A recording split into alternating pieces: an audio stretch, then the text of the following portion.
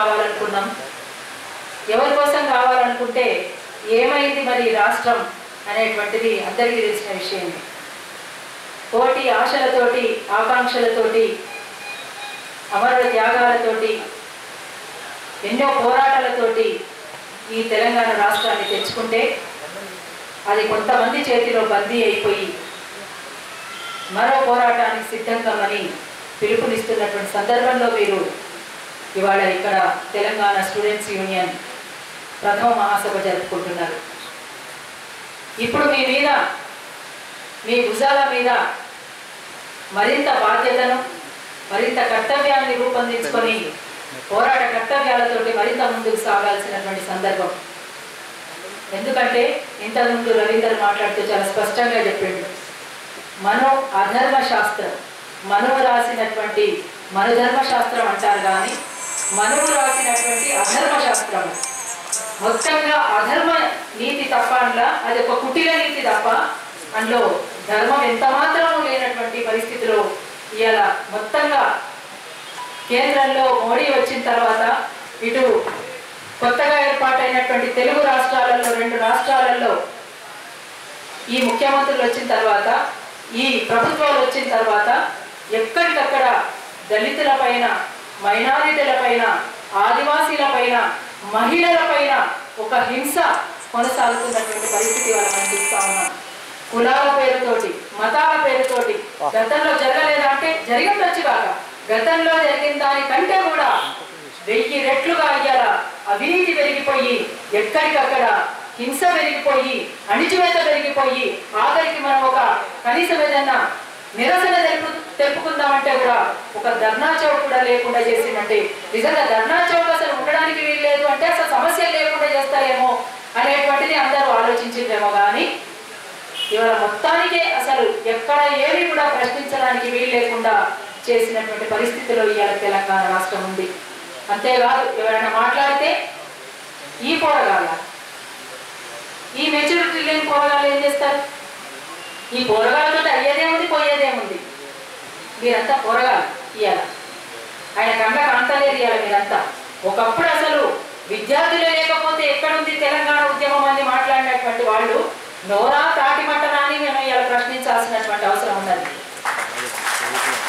నిజంగా విద్యార్థులే కనుక ఆనాడు ఉస్మానియా క్యాంపస్ సాక్షిగా, ఆర్ట్స్ కాలేజ్ సాక్షిగా పోరాటాన్ని ఎప్పటికప్పుడు వాళ్ళు రూపొందించుకుంటూ ముందుకు సాగుతున్నటువంటి తరుణంలో వాళ్ళు లేకపోతే ఇవాళ ఈ ఉద్యమం ఎక్కడుంది అనేటువంటిది కూడా మనం చాలా స్పష్టంగా మాట్లాడుకోవాల్సినటువంటి అవసరం ఉంది. ఇంకేమైనా ఎవరైనా ప్రశ్నిస్తే ఈ సన్నాసి గల్లా అని మాట్లాడుతున్నారు.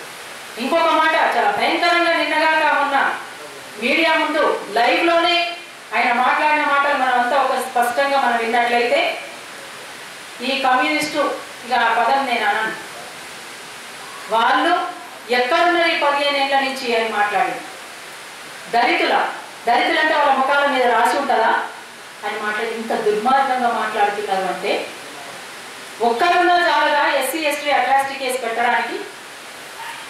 ఒక్కరున్నా చాలు. ఇవాళ ఎక్కడికక్కడ నోరెత్తితే చాలు, నా కొడుకు ఇలాకాలో, నా కొడుకు నియోజకవర్గంలో మీరు లారీలను తగలబెడతారా? ఎంత ధైర్యంగా మీకు అని ఈ రకమైనటువంటి మాటలు మాట్లాడేటువంటి దుర్మార్గమైనటువంటి పాలనలో ఇట్లాంటి ఒక ముఖ్యమంత్రి అంటే ఒక స్థాయి ఉంటుంది అనుకుంటాం, ముఖ్యమంత్రి అంటే ఒక పద్ధతి ఉంటుంది అనుకుంటాం, ముఖ్యమంత్రి అంటే కనీసం ఒక సంస్కారం ఉంటుందని అనుకున్నాం. కానీ అన్నిటికీ నీళ్ళు వదిలి ఇవాళ ఏదైనా మాట్లాడడానికి తెగించి మాట్లాడేటువంటి పరిస్థితిలో, నగ్నంగా బయటపడుతున్నటువంటి పరిస్థితిలో ఇవాళ మీరు ప్రథమ మహాసభ జరుపుకుంటున్నారు. ఇవాళ కేజీ టు పీజీ అని చెప్పేసి మీ అందరికీ కూడా హామీ ఇచ్చి, ఇప్పటిదాకా చదువుకున్నటువంటి పిల్లలు ఎవరైనా నిరుద్యోగులుగా ఉంటే నిరుద్యోగ యువతకందరికీ కూడా పక్కాగా ఖచ్చితంగా మీ అందరికీ ఉద్యోగాలు వస్తాయి, మన రాష్ట్రం వస్తాయి అని చెప్పేసి హామీ ఇచ్చినటువంటి వీళ్ళు అవి ఎప్పుడో మర్చిపోయింది. కేజీ అంటే ఇప్పుడు ఫస్ట్ క్లాస్ వాళ్ళకి ఇన్ని కేజీలు బరువు, మూత బరువు, అదే కేజీ టు పీజీ అని మాట్లాడుతున్నారు. అంతే, అంతకు మించి వేరే ఏం లేదు. ఈ కేజీలో మార్చింది తప్ప అసలు చదువును గంగపాలు చేసేది. అందుకనే మనం ఇవాళ కొట్లాడాల్సింది ఇంతకుముందు తమ్ముడు చెప్పినట్లు శాస్త్రీయ విద్యా విధానం కోసం మనం పోరాడాల్సినటువంటి అవసరం అయితే ఖచ్చితంగా ఉంది అనేటువంటిది మీరంతా ఆలోచించాల్సినటువంటి అవసరం. అందుకని మిత్రులారా,